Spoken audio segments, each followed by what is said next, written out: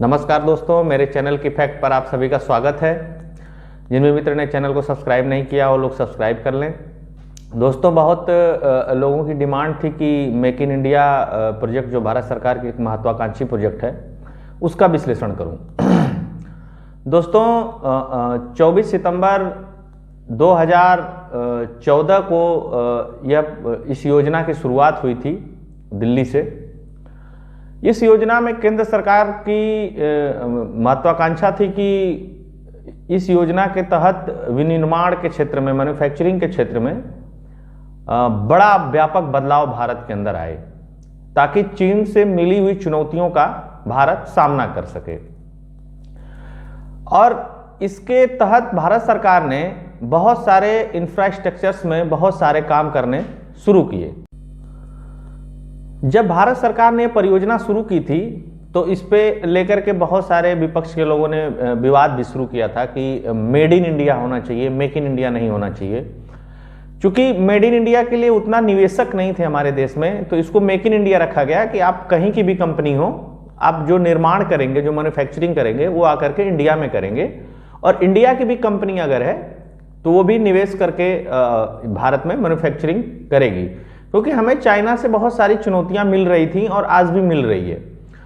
तो इसमें छोटे छोटे लक्ष्य रखे गए थे कि किस तरीके से टोटल जीडीपी का 2022 तक 16% और 2025 तक 25% योगदान हो जाए मैन्युफैक्चरिंग सेक्टर का। क्योंकि 2014 से पहले 10-15 सालों में भारत का मैन्युफैक्चरिंग सेक्टर, जो पहले से ट्रेडिशनल मैन्युफैक्चरिंग सेक्टर था, वो बहुत बुरी तरह प्रभावित हुआ था। तो भारत बहुत पॉपुलेटेड कंट्री है, तो इतना पॉपुलेशन वाली कंट्री के लिए इस फील्ड में जब काम करने की बात आई तो ये हुआ कि पैसा कहां से लगेगा। तो भारत ने एफडीआई में बहुत सारी सहूलतें दी। उसका नतीजा रहा कि सितंबर 2014 से और जून 2016 के बीच भारत में इतना एफडीआई आया कि भारत ने चाइना और अमेरिका जैसे देशों को भी पछाड़ दिया। लेकिन 2016 के बाद दोस्तों इसकी गति में थोड़ी रुकावटें आई। भारत सरकार ने एक भूमि अधिग्रहण बिल बनाना चाहा, क्योंकि मैन्युफैक्चरिंग सेक्टर के लैंड की बहुत ज़रूरत थी। वह भूमि अधिग्रहण बिल पास नहीं हो पाया किन्हीं राजनीतिक कारणों से, वो आप लोग जानते हैं। उसके बाद उसी दौरान भारत सरकार ने नोटबंदी का भी ऐलान कर दिया। नोटबंदी की वजह से भी लगभग 1 साल तक मार्केट बुरी तरह प्रभावित रहा।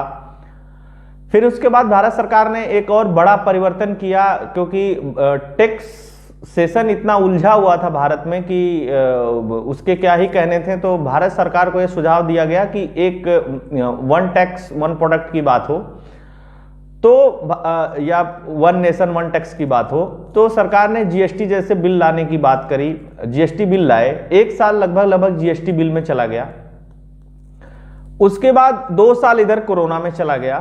तो अगर ओवरऑल देखा जाए तो जितनी ग्रोथ की उम्मीद थी उतनी ग्रोथ नहीं हुई। दोस्तों, जब सरकार ने मेक इन इंडिया प्रोजेक्ट की शुरुआत करी थी तो इलेक्ट्रॉनिक फील्ड में जैसे मोबाइल फोन बनाना, चिप बनाना, उसके एसेसरीज जैसे पेन ड्राइव हो गया या और भी जितनी भी एसेसरीज स्मार्टफोन्स या मोबाइल फोन्स में यूज होते हैं वो, और चिप, जो चिप आजकल जो सेंसिंग चिप लगती हैं सारे डिवाइसेस में, चाहे वो गाड़ियां हों, चाहे वो 2 व्हीलर हो, चाहे 4 व्हीलर हो, चाहे वॉशिंग मशीन हो, चाहे बहुत सारे इलेक्ट्रॉनिक डिवाइसेस हो, उसके निर्माण के लिए भारत ने वियतनाम की कुछ बड़ी कंपनियों से संपर्क किया था। और चाइना की एक कंपनी वीवो थी, उसके साथ कोलैबोरेशन किया, सैमसंग के साथ कोलैबोरेशन किया। तो इस तरीके की बहुत सारी कंपनियां भारत में आई भी और कुछ ने अपना निर्माण भी शुरू किया। उसी के साथ इलेक्ट्रिक कार के फील्ड में, ऑटोमोबाइल के फील्ड में, 2 व्हीलर के फील्ड में बहुत सारी चीज़ें, या सोलर पावर के फील्ड में, ग्रीन एनर्जी के फील्ड में बहुत सारे काम देश में शुरू हुए जो चल भी रहे हैं। आज भारत मोबाइल फ़ोन बनाने में वर्ल्ड में नंबर 1 है मैन्युफैक्चरिंग करने में। तो कहीं ना कहीं उसका मेक इन इंडिया का ही असर रहा। सैमसंग ने बहुत बड़ा प्लांट अपना नोएडा में बनाया, वीवो ने भी एक बड़ा प्लांट नोएडा में बनाया। तो ये सब उसके तहत चल रहा था। लेकिन ये जो बीच बीच में रुकावटें आई उसकी वजह से बहुत सारे काम डिले हुए। अब उसके बाद सरकार ने इसमें एक चीज़ और रखी थी कि सिलिकॉन बैटरी वगैरह बनाने की बात थी, उसमें बहुत ज़्यादा प्रगति नहीं हुई। खनन में बात थी, सरकार ने सोचा था कि खनन में बहुत महत्वपूर्ण काम होंगे, खनन में भी बहुत अच्छा काम नहीं हुआ। खिलौने बनाने में, गेम्स में, और इसके साथ साथ मेडिकल इक्विपमेंट बनाने में, सेना के प्रोडक्ट बनाने में, इन सब चीज़ों में सरकार ने जिस तरीके से सोचा था उस तरीके से सफलता इसमें नहीं मिली। उसका कारण, जो सबसे बड़ा कारण रहा कि जीएसटी ने एक साल बुरी तरीके से प्रभावित किया। अब उसमें बहुत सारे कारण थे, जीएसटी को सही से समझ नहीं पाना, उसका सॉफ्टवेयर सही नहीं होना, इस तरीके की। एक बहुत बड़े देश में ये सब प्रॉब्लम्स होती हैं अगर होमवर्क अच्छा नहीं हो तो उससे पहले। तो सरकार की, मैं मंशा की बात नहीं कर रहा हूं, सरकार की मंशा बहुत अच्छी थी, लेकिन उसका जो सिस्टम था, उसका जो एग्जीक्यूशन था, वो उतना बेहतरीन नहीं हो पाया जितना बेहतरीन सरकार ने सोचा था या आम लोगों ने सोचा था कि इसका एग्जीक्यूशन अगर बेहतरीन तरीके से हो जाएगा, जिसमें बड़े उद्योग भी रहेंगे, एमएसएमई भी रहेंगे, और लोकल के जो और छोटे छोटे असंगठित तरीके से काम करने वाले फील्ड हैं वो भी रहेंगी, तो एक बड़ा मैन्युफैक्चरिंग हब बनेगा भारत, जो चाइना जैसे देश को टक्कर देने के लिए काफी होगा। साथ ही सरकार ने दूर संचार के फील्ड में भी बहुत सारे काम करने की कोशिश की। उन्होंने चाइना की कई सारी कंपनियों को बैन किया, भारत में 4G और 5G पे भी काम करने के लिए बहुत सारे निवेश आए बाहर से, इंडियन कंपनियों ने भी उसमें निवेश किया। और उसके अलावा फार्मा के फील्ड में, पर्यटन के फील्ड में, ये सारी चीजें, ये सारे निवेश मतलब अपने प्राइमरी फेज में थे। उसी समय कोरोना ने जस्ट इंटर किया, मतलब 5G के इम्प्लीमेंटेशन की बात शुरू, 5G में रिसर्च की बात शुरू, क्योंकि 5G ऐसा नहीं है कि आप जैसे सोच रहे हैं कि एकदम तुरंत से इम्प्लीमेंट हो जाए। पूरे वर्ल्ड में अभी कहीं भी 5G 100% इम्प्लीमेंटेड नहीं है, आज के डेट में भी, 2022 में भी। तो ऐसा नहीं था कि तुरंत इम्प्लीमेंट हो जाता, उसमें बहुत सारी यूज केसेस हैं और बहुत सारी चीज़ें हैं, मल्टीपल यूज केसेस हैं। इसमें तो सिर्फ 2 ही 3 यूज केसेस हैं जो आप 4G यूज करते हैं, इसमें डेटा हो गया, कॉलिंग हो गया, SMS हो गया, इसमें 3 ही यूज केसेस हैं। लेकिन उसमें मल्टीपल यूज केसेस हैं 5G में, तो उसको इम्प्लीमेंट करना इतना आसान नहीं, उसमें टाइम लगेगा। लेकिन उसमें भी कहीं ना कहीं अवरोधक पैदा हो गया कोरोना की वजह से, क्योंकि बहुत सारी निर्माण इकाइयां समय से अपने को तैयार नहीं कर पाई, इस वजह से बहुत सारी डिफिकल्टीज पैदा हुई। मैं ऐसा नहीं हूं कि मैं कोई सरकार का बचाव कर रहा हूं, मैं दोनों पक्षों को रखना चाह रहा हूं यहां पर कि एक पक्ष यह है और इसका दूसरा पक्ष यह है। इसी कड़ी में सरकार के साथ सामने बहुत सारी डिफिकल्टीज आई, तो उन्होंने कंपनी लॉ एक्ट में बदलाव किया।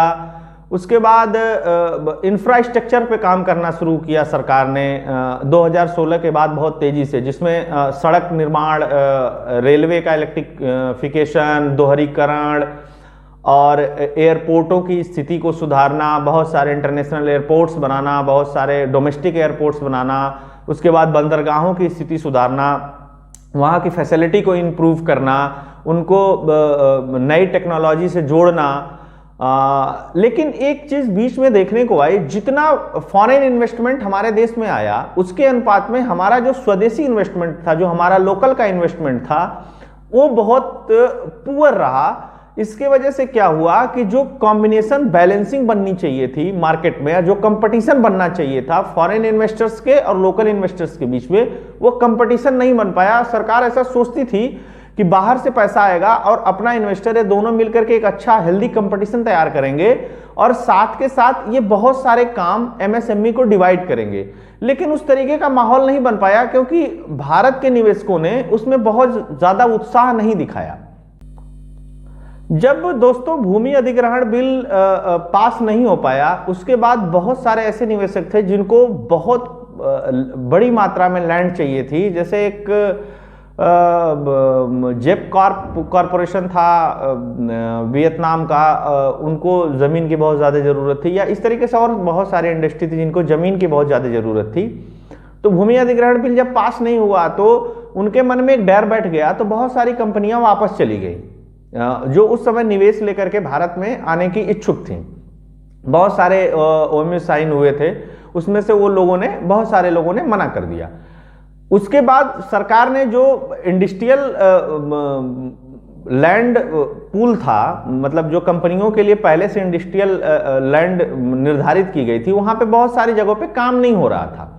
तो सरकार ने इंडस्ट्रियल लैंड पूल प्रदेश की सरकारों के साथ मिल करके और उसका पूरा एक कॉरिडोर बनाने की कोशिश करी, जिसमें दिल्ली मुंबई कॉरिडोर हो गया, या कोलकाता वाला कॉरिडोर हो गया, या साउथ में हैदराबाद और बेंगलोर वाला हो गया। इस तरीके के जितने भी 10-12 कॉरिडोर थे, इन कॉरिडोर को मिला करके लगभग 100 बड़े शहर, जिसमें भोपाल हो गया, लखनऊ हो गया, झांसी हो गया, पुणे हो गया, मुंबई हो गया, हैदराबाद हो गया, सिकंदराबाद हो गया, इस तरीके से बेंगलोर और उससे रिलेटेड कोच्चि हो गया, इस तरीके से बड़ौदा, सूरत, बहुत सारे, मतलब 100 के लगभग स्टेट्स जहां पे इंडस्ट्रियल बेल्ट है और जहां पे लैंड पूल था। तो लैंड पूल को फिर इकट्ठा करके, फिर उसको चिन्हित करके उसमें इजी लॉ बनाए गए, ताकि वहां से किसी भी इंडस्ट्रियलिस्ट को चीजें आसानी से उपलब्ध हो सके, कि उसको ऐसा ना हो कि साल 2 साल लैंड ही खरीदने में लग जाए। लेकिन उसके बाद क्या हुआ कि कुछ राज्य सरकारों ने तो बहुत अच्छा कॉपरेशन दिखाया, तो वहां पे कुछ काम शुरू हुए, लेकिन बहुत सारी राज्य सरकारों ने इसको राजनीतिक मुद्दा बना दिया। इसकी वजह से क्या हुआ कि जितना गति से काम होना चाहिए था, नहीं हुआ। जो पुरानी पद्धति रही है यहाँ की, लाल फीताशाही, तो लाल फीताशाही हावी हो गई दोस्तों। फिर उसके बाद धीरे धीरे पहला कार्यकाल केंद्र सरकार की, नरेंद्र मोदी सरकार का खत्म हो गया। उसके बाद दूसरा कार्यकाल आया। दूसरे कार्यकाल के बाद लोगों को होप लगा कि अभी एक स्टेबल सरकार है, क्योंकि निवेश के लिए एक स्टेबल सरकार होना भी जरूरी है। तो लोगों को लगा कि एक स्टेबल सरकार है और ये लंबा काम कर सकती है। तो 2019 के बाद निवेशकों की रुचि फिर बढ़नी शुरू हुई है, क्योंकि इंफ्रास्ट्रक्चर में काफी काम हो चुका था भारत में।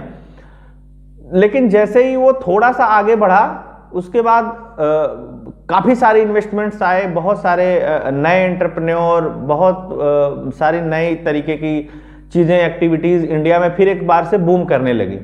लेकिन जैसे ही वो एक मुकाम तक पहुंचता, उसके बाद 2020 का वो काला समय आया, जब कोरोना महामारी ने पूरे दुनिया को घेर लिया। उसके बाद से निवेशक और मार्केट दोनों डर गए, और उसका सबसे ज्यादा असर हुआ जिन्होंने नई इंडस्ट्री खोली थी, जिन्होंने नया बिजनेस शुरू किया था, जिन्होंने नया काम शुरू किया था। उनके लिए तो एकदम समझ जाइए कि मुसीबत हो गई। और एमएसएमई, जिनका अपना छोटा छोटा कारोबार होता है, जो इन बड़ी मैन्युफैक्चरिंग कंपनियों की एक तरीके से सहायक कंपनियां होती हैं, उनके ऊपर तो आफत ही आ गई। और जो कच्चे माल का काम करने वाले लोग थे, जैसे कोई हेयर डाई, पेस्ट, या इस तरीके की बहुत सारी चीजें जो डेली यूजेस में नहीं होती हैं लेकिन फिर भी यूज होती। तो दोस्तों हुआ क्या कि जो छोटे छोटे, जैसे कोई अभी नई इमर्जिंग कंपनी थी जो अभी अभी शुरू ही हुई थी, या कोई ऐसा प्रोडक्ट जो 6 महीने 8 महीने में खराब हो जाने वाला हो, इस तरह की बहुत सारी चीज़ें थीं। बहुत सारी कंपनियां शुरू हुई थी 2019 में, और वो लॉन्चिंग का समय होता है नई कंपनियों का, चूँकि इंडियन इकोनॉमी 1 अप्रैल से लेकर के 31 मार्च के बीच में चलती है, तो और बजट का निर्धारण भी उसी तरीके से होता है। तो सब कंपनियां इंतजार करती हैं कि अपनी कंपनी का जो प्रोडक्ट है वो हम लोग अप्रैल से लॉन्च करना शुरू करेंगे, या इस तरीके की बहुत सारी चीज़ें। और एकदम ठीक 22-23 मार्च के आसपास लॉकडाउन लग जाता है देश में, और वो मतलब हज़ारों कंपनियां, सैकड़ों नहीं हज़ारों कंपनियां ऐसी हैं जिनके प्रोडक्ट्स गोदाम में रखे रखे सड़ जाते हैं। तो ये सब जितनी मार पड़ी ना, उसका असर तो मार्केट पे होना ही था, है ना। तो जिसे आप कोरोना से कोई देश बच नहीं पाया।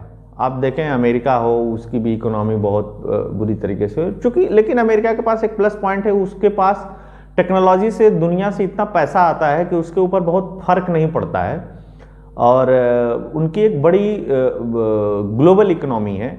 इंडिया की जो इकोनॉमी है वो उपभोक्ता बेस इकोनॉमी है, और उसमें इंडियन कंजम्पशन ज़्यादा है, इसलिए हमारे देश पे इसका असर ज़्यादा पड़ा। लोगों की, बहुत सारे लोगों की जॉब्स भी चली गई, बहुत सारी मैन्युफैक्चरिंग यूनिट्स बंद हो गई, बहुत सारे काम बंद हो गए। अब दोस्तों मैं जो ये मेक इन इंडिया प्रोजेक्ट है, इसमें से मैं बताऊंगा कि किस किस फील्ड में अच्छा काम हुआ। मोबाइल मैन्युफैक्चरिंग के फील्ड में अच्छा काम हुआ, स्पेस टेक्नोलॉजी के फील्ड में अच्छा काम हुआ, ऑटोमोबाइल में अच्छा काम हुआ, इलेक्ट्रिक व्हीकल के फील्ड में अच्छा काम हुआ, सोलर एनर्जी के फील्ड में अच्छा काम हुआ, रिन्यूएबल एनर्जी के फील्ड में अच्छा काम हुआ, इंफ्रास्ट्रक्चर में अच्छा काम हुआ जिसमें रेलवे हो गया, रोड हो गया, एयरपोर्ट हो गया और बंदरगाह हो गए, इसमें अच्छा काम हुआ। बाकी सेना के निर्माण के फील्ड में भी बहुत सारी प्राइवेट कंपनियां आई, पहली बार इंट्रोड्यूस हुई, लेकिन वो चूंकि एक रिसर्च का बहुत व्यापक विषय है तो उसमें अभी आने वाले सालों में पता चलेगा कि वहां पे सफलता कितनी मिलती है। तुरंत सफलता वाली वो फील्ड नहीं है, तो उसके बारे में अभी कुछ नहीं कहूंगा।